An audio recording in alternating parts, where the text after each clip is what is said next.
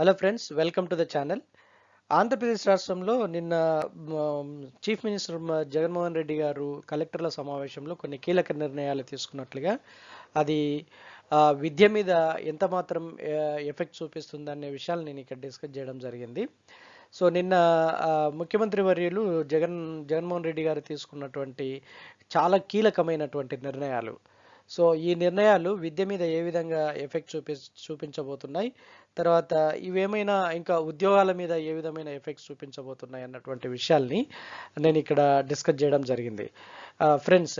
So ఇందులో మొత్తం అంటే కొన్ని విద్యార్థులకు సంబంధించినటువంటి కొన్ని విషయాలు అయితే, కొన్ని నిరుద్యోగులకు సంబంధించినటువంటి కొన్ని విషయాలు, తర్వాత ఉద్యోగాలకు సంబంధించినటువంటి కొన్ని విషయాలు. సో ఇవన్నీ నిన్న చాలా కీలకమైన అంశాలు చర్చించారు కలెక్టర్ల సమావేశంలో. సో ఆ యొక్క అంశాలన్నిటి నేను ఇప్పుడు ఇక ఈ వీడియోలో డిస్కస్ చేస్తున్నాను. సో ఫ్రెండ్స్, అవన్నీ నేను డిస్కస్ చేసే ముందు let me thank you all who are watching my channel and supporting my channel.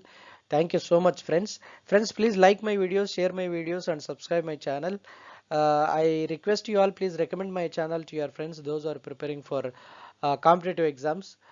తర్వాత ఇంకా అప్ టు డేట్ ఇన్ఫర్మేషన్ కావాలనుకుంటున్న వాళ్ళు, విద్యకు సంబంధించి ఉద్యోగాలకు సంబంధించి ఈ యొక్క అప్డేటెడ్ ఇన్ఫర్మేషన్ మీకు ఈజీగా తెలుస్తూ ఉంటుంది నా వీడియోలు చూస్తున్నప్పుడు. సో ఫ్రెండ్స్, మీరు సబ్స్క్రైబ్ చేసుకోండి. చూస్తున్న వాళ్ళు మీ ఫ్రెండ్స్ కూడా సబ్స్క్రైబ్ చేసుకోమనండి, ఎందుకంటే మీ దగ్గర లేటెస్ట్ అప్డేట్, నా వీడియోలు చూడడం వల్ల మీ దగ్గర లేటెస్ట్ అప్డేట్ అవైలబుల్గా ఉంటుంది. సో ఫ్రెండ్స్, అది so for that keep watching for latest updates and thank you so much. And ఇప్పుడు మనము ముఖ్యమంత్రి వర్యులు తీసుకున్నటువంటి కొన్ని కీలకమైనటువంటి నిర్ణయాలు, వాటి యొక్క ప్రభావము విద్య మీద, ఉద్యోగాల మీద ఏ విధంగా చూపబోతున్నాయి అన్నటువంటి విషయాల్ని మనం ఇప్పుడు డిస్కస్ చేద్దాం.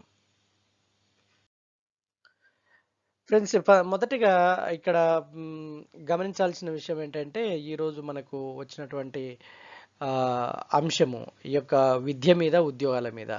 సుస్థిర ప్రగతిపై దృష్టి, స్పందనపై వీడియో కాన్ఫరెన్స్లో జిల్లా కలెక్టర్లకు సీఎం జగన్ ఆదేశము. సో ఇక్కడ మెయిన్గా ఎస్డిజి లక్ష్యాలు నెరవేరేందుకు తగిన చర్యలు తీసుకోవాలి. 43 సూచికలపై శ్రద్ధ వహించడం ద్వారా దేశం మొత్తం మన వైపు చూస్తుంది. మార్చి 31లోగా మొదటి విడతలో అన్ని ఇళ్ల నిర్మాణం ప్రారంభం కావాలి. మార్చి 31లోగా గృహ నిర్మాణం పైన ప్రతి వారం కలెక్టర్ల సమీక్ష చేయాలి. జగనన్న సంపూర్ణ గృహ హక్కు పథకం రిజిస్ట్రేషన్లలో జాప్యం ఉండకూడదు. మండలాల వారీగా ప్రత్యేక క్యాంపుల ద్వారా రిజిస్ట్రేషన్ పత్రాలు అందించాలి. ఉపాధి కింద ప్రతి జిల్లాలో రోజుకు 1,00,000 పని దినాలు నమోదు చేయాలి.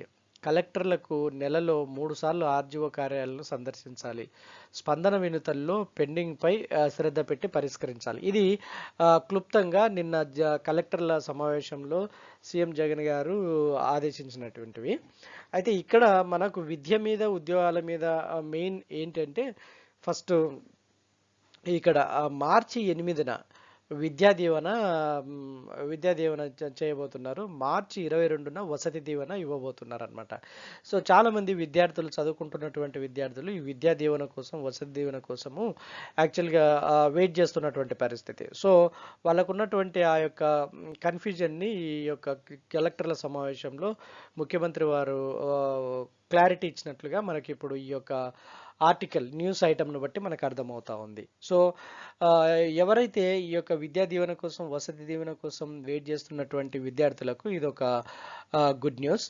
తర్వాత రెండోది, ఉద్యోగాలకు సంబంధించిన రెండో పాయింట్కి వస్తే, వైద్య ఆరోగ్య శాఖలో 39,000 ఉద్యోగాలు భర్తీ. ఇందులో ఇప్పటికే 27,000 నియామకాలు పూర్తయ్యాయి. మిగిలినవి ఈ నెల ఆఖరికి భర్తీ చేయాలి. ముఖ్యమంత్రి జగన్ ఆదేశం. సో ఇది యాక్చువల్గా వైద్య ఆరోగ్య శాఖలో ఓవరాల్గా 39,000 ఉద్యోగాలు ఖాళీలు ఉన్నాయి. అందులో ఇప్పటికే 27,000 నియామకాలు పూర్తి చేసినట్టుగా ప్రభుత్వ లెక్కలు చెప్తున్న విషయం. తర్వాత మిగిలినటువంటి దాదాపు ఇంకా 12,000 పోస్టుల భర్తీకి ఈ యొక్క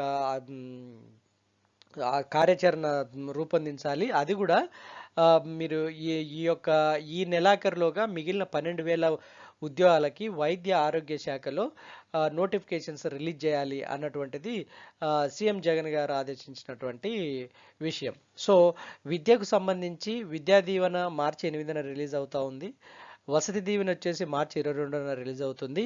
ఇది చదువుకుంటున్నటువంటి విద్యార్థులకు ఒక గుడ్ న్యూస్. తర్వాత వాళ్ళకున్న కన్ఫ్యూజన్కి క్లారిటీ ఇచ్చారు.